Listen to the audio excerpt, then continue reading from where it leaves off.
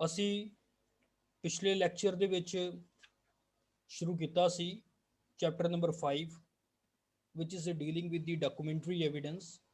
ਉਹਦੇ ਵਿੱਚ ਅਸੀਂ ਸੈਕਸ਼ਨ 61 ਪੜਿਆ ਕਿ ਕਿਸੇ ਡਾਕੂਮੈਂਟ ਦੇ ਕੰਟੈਂਟਸ ਨੂੰ ਦੋ ਤਰੀਕਿਆਂ ਨਾਲ ਸਾਬਤ ਕੀਤਾ ਜਾ ਸਕਦਾ ਹੈ, ਈਦਰ ਬਾਈ ਪ੍ਰਾਇਮਰੀ ਐਵੀਡੈਂਸ ਔਰ ਬਾਈ ਦੀ ਸੈਕੰਡਰੀ ਐਵੀਡੈਂਸ।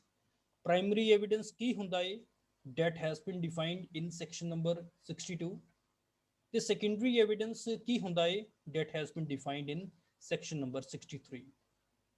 ਹੁਣ ਗੱਲ ਆਉਂਦੀ ਹੈ ਪ੍ਰੈਕਟੀਕਲੀ ਕਿ ਅਗਰ ਕਿਸੇ ਡਾਕੂਮੈਂਟਸ ਦੇ ਕੰਟੈਂਟਸ ਨੂੰ ਅਸੀਂ ਸਾਬਤ ਕਰਨਾ ਹੈ ਤੇ ਅਸੀਂ ਪ੍ਰੈਫਰੈਂਸ ਕਿਹਨੂੰ ਦੇਣੀ ਹੈ? ਹਮੇਸ਼ਾ ਪ੍ਰੈਫਰੈਂਸ ਪ੍ਰਾਇਮਰੀ ਐਵੀਡੈਂਸ ਦੇ ਰਾਹੀਂ ਸਾਬਤ ਕਰਨ ਦੀ ਕੋਸ਼ਿਸ਼ ਕਰਨੀ ਹੈ।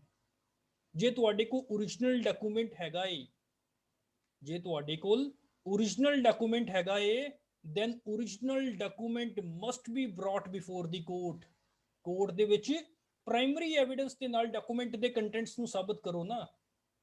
ਸੈਕਸ਼ਨ 64 ਕਹਿ ਰਿਹਾ ਏ, ਪਰ ਕਈ ਇਦਾਂ ਦੇ ਕੇਸਿਸ ਨੇ ਜੋ ਕਿ ਸੈਕਸ਼ਨ ਨੰਬਰ 65 ਦੇ ਵਿੱਚ ਲੇ ਡਾਊਨ ਹੈਗੇ ਨੇ, ਜਿਨ੍ਹਾਂ ਦੇ ਵਿੱਚ ਸੈਕੰਡਰੀ ਐਵੀਡੈਂਸ ਦੇ ਨਾਲ ਵੀ ਕਿਸੇ ਐਵੀਡੈਂਸ ਨੂੰ ਜਾਂ ਡਾਕੂਮੈਂਟ ਨੂੰ ਸਾਬਤ ਕੀਤਾ ਜਾ ਸਕਦਾ ਹੈ। ਸੈਕਸ਼ਨ 64 ਕੀ ਕਹਿ ਰਿਹਾ ਹੈ? Proof of documents by primary evidence. Documents must be proved by primary evidence. Section 64 ਦੇ ਵਿੱਚ ਲਿਖਿਆ except in the cases hereinafter mentioned. ਮਤਲਬ ਪਰ ਕੁਝ ਕੇਸ ਹੈਗੇ ਆ ਜਿਹਦੇ ਵਿੱਚ ਪ੍ਰਾਇਮਰੀ ਐਵੀਡੈਂਸ ਅਗਰ ਤੁਹਾਡੇ ਕੋਲ ਅਵੇਲੇਬਲ ਨਹੀਂ ਵੀ ਹੈਗਾ ਜਾਂ ਪ੍ਰਾਇਮਰੀ ਐਵੀਡੈਂਸ ਨੂੰ ਕੋਰਟ ਦੇ ਵਿੱਚ ਨਹੀਂ ਵੀ ਲੈ ਕੇ ਆਉਣਾ ਚਾਹੁੰਦੇ, ਦੈਨ ਤੁਸੀਂ ਸੈਕੰਡਰੀ ਐਵੀਡੈਂਸ ਦੇ ਨਾਲ ਕਿਸੇ ਡਾਕੂਮੈਂਟ ਦੇ ਕੰਟੈਂਟਸ ਨੂੰ ਸਾਬਤ ਕਰ ਸਕਦੇ ਹੋ। ਇਹਦਾ ਮਤਲਬ ਜਨਰਲ ਰੂਲ ਕੀ ਹੈਗਾ ਏ? What is the basic general rule? General rule ਹੈਗਾ ਏ ਕਿ contents of the document must be proved by primary evidence, but if it cannot be done so, ਅਗਰ ਪ੍ਰਾਇਮਰੀ ਐਵੀਡੈਂਸ ਦੇ ਨਾਲ ਕੰਟੈਂਟਸ ਆਫ ਡਾਕੂਮੈਂਟ ਨੂੰ ਸਾਬਤ ਨਹੀਂ ਕੀਤਾ ਜਾ ਸਕਦਾ, ਫਿਰ ਕੋਈ ਗੱਲ ਨਹੀਂ। ਸੈਕਸ਼ਨ 65 ਕਹਿੰਦਾ ਏ ਕਿ there are some cases in which secondary evidence relating to documents may be given। there are basically 7 cases, 7 case ਹੈਗੇ ਨੇ ਜਿਨ੍ਹਾਂ ਦੇ ਵਿੱਚ ਸੈਕੰਡਰੀ ਐਵੀਡੈਂਸ ਦੇ ਨਾਲ ਵੀ ਡਾਕੂਮੈਂਟਸ ਨੂੰ ਸਾਬਤ ਕੀਤਾ ਜਾ ਸਕਦਾ ਹੈ। ਅਗਰ ਤੁਹਾਡਾ ਕੇਸ ਉਹਨਾਂ 7 ਕੈਟਾਗਰੀਜ਼ ਦੇ ਵਿੱਚ ਫਾਲ ਕਰ ਗਿਆ ਤੇ ਤੁਸੀਂ ਉਸ ਟਾਈਮ ਦੇ ਉੱਤੇ ਸੈਕੰਡਰੀ ਐਵੀਡੈਂਸ ਦੇ ਨਾਲ ਕਿਸੇ ਡਾਕੂਮੈਂਟ ਦੇ ਕੰਟੈਂਟ ਨੂੰ ਸਾਬਤ ਕਰ ਸਕਦੇ ਹੋ। ਪਰ ਅਗਰ 7 ਕੇਸਿਸ ਦੇ ਵਿੱਚ ਤੁਹਾਡਾ ਕੇਸ ਫਾਲ ਨਹੀਂ ਕਰਦਾ ਤੇ ਫਿਰ ਤੁਸੀਂ ਸੈਕੰਡਰੀ ਐਵੀਡੈਂਸ ਦੇ ਨਾਲ ਸਾਬਤ ਨਹੀਂ ਕਰ ਸਕਦੇ ਡਾਕੂਮੈਂਟਸ ਦੇ ਕੰਟੈਂਟ ਨੂੰ। ਤਾਂ ਇਹਦਾ ਮਤਲਬ ਜੇ ਕਿਸੇ ਡਾਕੂਮੈਂਟ ਨੂੰ ਸਾਬਤ ਕਰਨਾ ਹੈ ਤਾਂ ਪਹਿਲੇ ਨੰਬਰ ਦੇ ਉੱਤੇ ਸਾਨੂੰ ਇਹ ਦੇਖਣਾ ਪੈਣਾ ਹੈ ਕਿ ਡਾਕੂਮੈਂਟ ਕੀ ਹੈਗਾ ਹੈ, whether it is the primary evidence or whether it is the secondary evidence. ਅਗਰ ਪ੍ਰਾਇਮਰੀ ਐਵੀਡੈਂਸ ਦੀ ਕੈਟਾਗਰੀ ਦੇ ਵਿੱਚ ਫਾਲ ਕਰਦਾ ਹੈ ਫਿਰ ਤਾਂ ਕੋਈ ਪ੍ਰੋਬਲਮ ਹੀ ਨਹੀਂ ਹੈਗੀ। ਪਰ ਅਗਰ ਪ੍ਰਾਇਮਰੀ ਐਵੀਡੈਂਸ ਨਹੀਂ ਹੈਗਾ ਤਾਂ ਸਭ ਤੋਂ ਪਹਿਲੇ ਨੰਬਰ ਦੇ ਉੱਤੇ ਆਪਾਂ ਨੂੰ ਦੇਖਣਾ ਪੈਣਾ ਹੈ ਕਿ whether this document can be said to be the secondary evidence. if the document can be said to be the secondary evidence if it falls within the meaning of section number 63 ਜੋ ਕਿ secondary evidence ਨੂੰ define ਕਰਦਾ ਹੈ, then ਬਹੁਤ ਵਧੀਆ ਗੱਲ ਹੈ ਗਈ ਆ। ਪਰ ਅਗਰ ਉਸ ਨੂੰ secondary evidence ਨਹੀਂ ਕਿਹਾ ਜਾ ਸਕਦਾ ਡਾਕੂਮੈਂਟ ਨੂੰ ਤਾਂ ਫਿਰ section 65 ਦਾ ਤਾਂ ਕੁਐਸਚਨ ਹੀ ਅਰਾਈਜ਼ ਨਹੀਂ ਹੁੰਦਾ। section 65 ਉਦੋਂ ਹੀ ਐਪਲੀਕੇਬਲ ਹੋਊਗਾ when a document in question can be regarded to be the secondary evidence। if the document in question cannot be regarded to be the secondary evidence, if it is not covered within the section number 63, then ਉਸ ਦੇ ਉੱਤੇ section 65 applicable ਨਹੀਂ ਹੋਊਗਾ, then ਉਸ ਚੀਜ਼ ਦੀ ਆਪਾਂ evidence ਨਹੀਂ ਦੇ ਸਕਦੇ। ਪਰ ਅਗਰ ਮੰਨ ਲਓ ਇੱਕ particular document secondary evidence ਦੀ definition ਦੇ ਵਿੱਚ fall ਹੋ ਗਿਆ, ਉਸ ਤੋਂ ਅਗਲਾ question ਕੀ ਹੈਗਾ ਹੈ ਕਿ whether it can be given as secondary evidence। ਉਹਦੇ ਲਈ ਆਪਾਂ section 65 ਦੇ 7 ਵੱਖਰੇ ਕੇਸਿਸ ਦੇ ਬਾਰੇ ਪੜਾਂਗੇ ਤੇ ਇਹ ਵੀ ਪੜਾਂਗੇ ਕਿ ਇਹਨਾਂ ਸੈਕੰਡਰੀ ਐਵੀਡੈਂਸ ਨੂੰ ਕੋਰਟ ਦੇ ਵਿੱਚ ਕਿਸ ਤਰੀਕੇ ਨਾਲ ਐਵੀਡੈਂਸ ਦੇ ਵਿੱਚ ਟੈਂਡਰ ਕੀਤਾ ਜਾ ਸਕਦਾ ਹੈ। ਆਓ ਜੀ ਸ਼ੁਰੂ ਕਰਦੇ ਹਾਂ। section 65 cases in which secondary evidence relating to documents may be given। secondary evidence may be given of the existence, condition or contents of a document in the following cases. Secondary evidence ਕਿਸੇ document ਦੀ existence ਦੇ regardingly, ਕਿਸੇ document ਦੀ condition ਕਿੱਦਾਂ ਦੀ ਹੈਗੀ ਆ ਉਹਦੇ regardingly, ਉਸ document ਦੇ ਵਿੱਚ ਕੀ ਕੀ ਲਿਖਿਆ ਹੈ contents ਦੇ regardingly ਦਿੱਤੇ ਜਾ ਸਕਦੇ ਨੇ in the following cases. ਪਹਿਲਾ ਕੇਸ ਕੀ ਆ?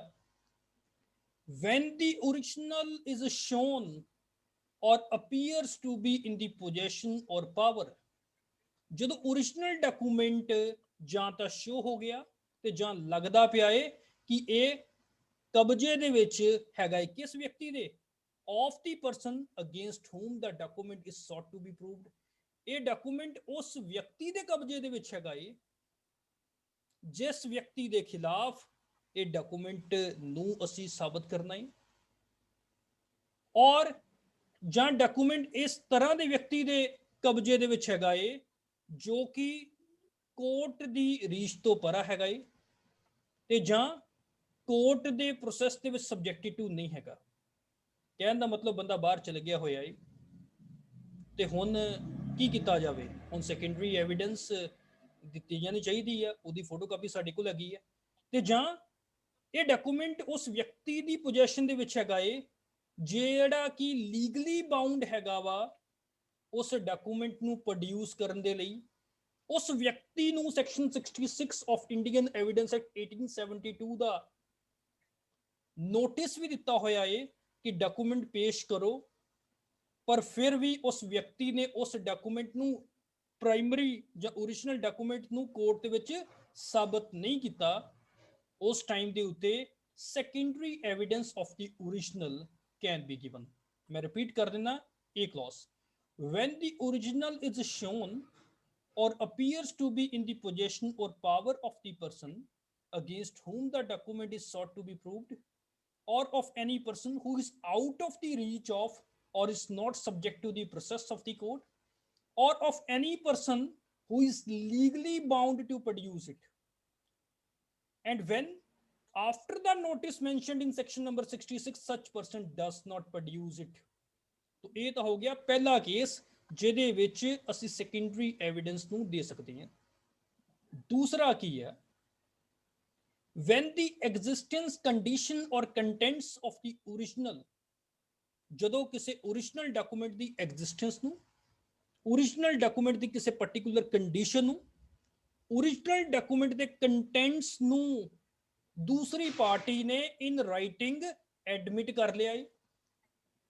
ਉਸ ਪਾਰਟੀ ਨੇ ਜਿਹਦੇ ਖਿਲਾਫ ਉਹ ਡਾਕੂਮੈਂਟ ਸਾਬਤ ਕਰਨਾ ਸੀ ਤੇ ਜਾਂ ਉਹਦੇ ਰਿਪਰੈਜ਼ੈਂਟੇਟਿਵ ਇਨ ਇੰਟਰਸਟ ਨੇ ਉਸ ਡਾਕੂਮੈਂਟ ਦੀ ਐਗਜ਼ਿਸਟੈਂਸ ਨੂੰ, ਕੰਡੀਸ਼ਨ ਨੂੰ ਜਾਂ ਕੰਟੈਂਟ ਨੂੰ ਅਗਰ ਐਡਮਿਟ ਕਰ ਲਿਆ ਤੇ ਇਹ ਗੱਲ ਸਾਬਤ ਆ ਕੋਰਟ ਦੇ ਵਿੱਚ ਕਿ ਉਸ ਵਿਅਕਤੀ ਨੇ ਮਤਲਬ ਕਿ ਐਡਮਿਸ਼ਨ ਦਿੱਤੀ ਹੋਈ ਆ, ਤੇ ਫਿਰ ਉਹਦੀ ਸੈਕੰਡਰੀ ਐਵੀਡੈਂਸ ਦਿੱਤੀ ਜਾ ਸਕਦੀ ਹੈ।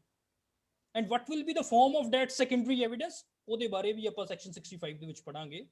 तो बी केस की हैगा when the existence, condition or content of the original have been proved to be admitted in writing by the person against whom it is proved or by against whom it is proved or by his representative in interest। Number C की कह रहा है when the original has been destroyed, ਜਦੋਂ original document destroyed हो गया ਜਾਂ original document ਗਵਾਚ ਗਿਆ, or when the party offering evidence of its content cannot for any other reason not arising from his own default or neglect to produce it in reasonable time, ਤੇ ਜਾਂ ਉਹ party ਜਿਹੜੀ ਉਸ document ਨੂੰ ਸਾਬਤ ਕਰਨਾ ਚਾਹੁੰਦੀ ਹੈ ਉਸ ਡਾਕੂਮੈਂਟ ਨੂੰ ਕੋਰਟ ਦੇ ਵਿੱਚ ਰੀਜ਼ਨੇਬਲ ਟਾਈਮ ਦੇ ਵਿੱਚ ਪ੍ਰੋਡਿਊਸ ਨਹੀਂ ਕਰ ਸਕਦੀ, ਪਰ ਇਹਦੇ ਵਿੱਚ ਗਲਤੀ ਜਾਂ ਨੈਗਲੈਕਟ ਉਸ ਪਾਰਟੀ ਦੀ ਨਹੀਂ ਹੈਗੀ, ਕਿਸੇ ਹੋਰ ਦੀ ਹੈ, ਤੇ ਉਸ ਟਾਈਮ ਦੇ ਉੱਤੇ ਕੋਰਟ ਦੇ ਵਿੱਚ ਸਾਬਤ ਤਾਂ ਕਰਨੀ ਹੈ ਡਾਕੂਮੈਂਟ, ਫਿਰ ਸੈਕੰਡਰੀ ਐਵੀਡੈਂਸ ਨੂੰ ਦਿੱਤਾ ਜਾ ਸਕਦਾ ਹੈ। ਮੈਂ ਸੀ ਪੁਆਇੰਟ ਦੁਬਾਰਾ ਪੜ੍ਹ ਦਿੰਦਾ।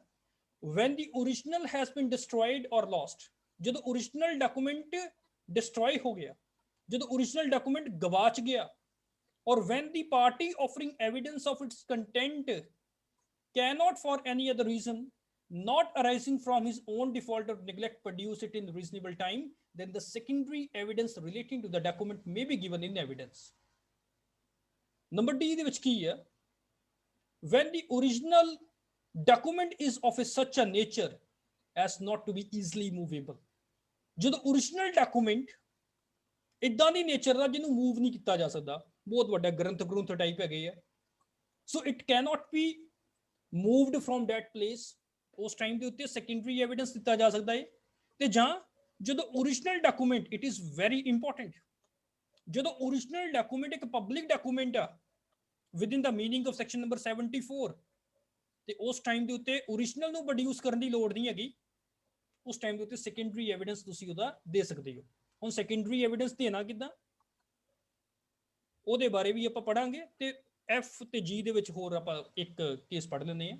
Van the original is a document, ਜਦੋਂ ਓਰੀਜਨਲ ਇੱਕ ਅਜਿਹਾ ਡਾਕੂਮੈਂਟ ਆ ਜਿਹਦੀ ਸਰਟੀਫਾਈਡ ਕਾਪੀ ਪਰਮਿਟਡ ਹੈਗੀ ਆ by this act, by this act ਮਤਲਬ Indian Evidence Act, or by any other law in force in India to be given in evidence. For example ਦੇ ਤੌਰ ਦੇ ਉੱਤੇ ਅਗਰ ਬੈਂਕਰਸ ਬੁੱਕਸ ਐਵੀਡੈਂਸ ਐਕਟ ਦੀ ਗੱਲ ਕੀਤੀ ਜਾਵੇ ਤੇ ਉਹਦੇ ਵਿੱਚ ਬੈਂਕ ਦੇ ਜੋ ਡਾਕੂਮੈਂਟ ਆ ਉਹਨਾਂ ਦੀ ਸਰਟੀਫਾਈਡ ਕਾਪੀ ਕੋਰਟ ਦੇ ਵਿੱਚ ਦਿੱਤੀ ਜਾ ਸਕਦੀ ਹੈ, ਓਰੀਜਨਲ ਨੂੰ ਪ੍ਰੋਡਿਊਸ ਕਰਨ ਦੀ ਲੋੜ ਨਹੀਂ ਹੈਗੀ। ਤੇ ਕਹਿਣ ਦਾ ਮਤਲਬ ਆ ਜਦੋਂ ਓਰੀਜਨਲ ਇੱਕ ਅਜਿਹਾ ਡਾਕੂਮੈਂਟ ਹੈ ਜਿਹਦੀ ਸਰਟੀਫਾਈਡ ਕਾਪੀ ਜਾਂ ਤਾਂ ਇਸ ਇੰਡੀਅਨ ਐਵੀਡੈਂਸ ਐਕਟ ਦੇ ਵਿੱਚ ਪਰਮਿਸਿਬਲ ਆ ਤੇ ਜਾਂ ਕਿਸੇ ਹੋਰ ਅਦਰ ਲਾਅ ਦੇ ਵਿੱਚ ਜੋ ਕਿ ਇੰਡੀਆ ਦੇ ਵਿੱਚ ਲਾਗੂ ਹੋ ਰਿਹਾ ਹੈ, ਹੋਰ ਕਿਸੇ ਲਾਅ ਦੇ ਵਿੱਚ ਉਹਦੀ ਸਰਟੀਫਾਈਡ ਕਾਪੀ ਪਰਮਿਸਿਬਲ ਹੈਗੀ ਹੈ to be given in evidence, then the original need not to be produced, secondary evidence is more than sufficient।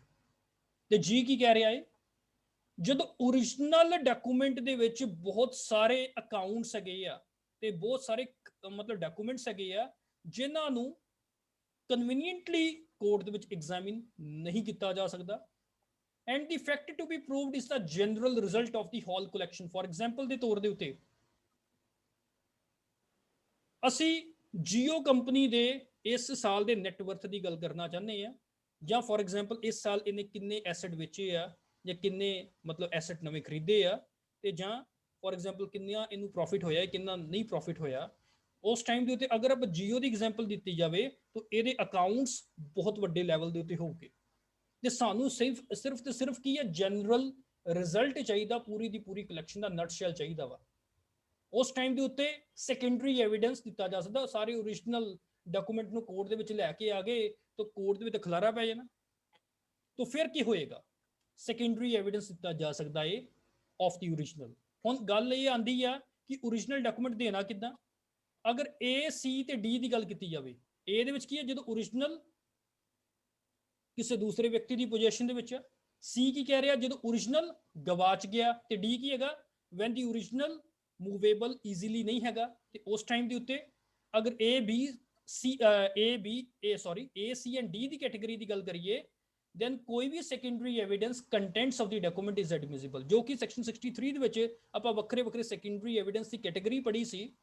ਕੋਈ ਵੀ ਸੈਕੰਡਰੀ ਐਵੀਡੈਂਸ ਦੇ ਦਿਓ ਡਾਕੂਮੈਂਟ ਦੇ ਕੰਟੈਂਟ ਨੂੰ ਸਾਬਤ ਕਰਨ ਦੇ ਲਈ, ਡੈਟ ਵਿਲ ਬੀ ਐਡਮਿਸਿਬਲ, ਉਹ ਐਡਮਿਸਿਬਲ ਹੋਏਗਾ।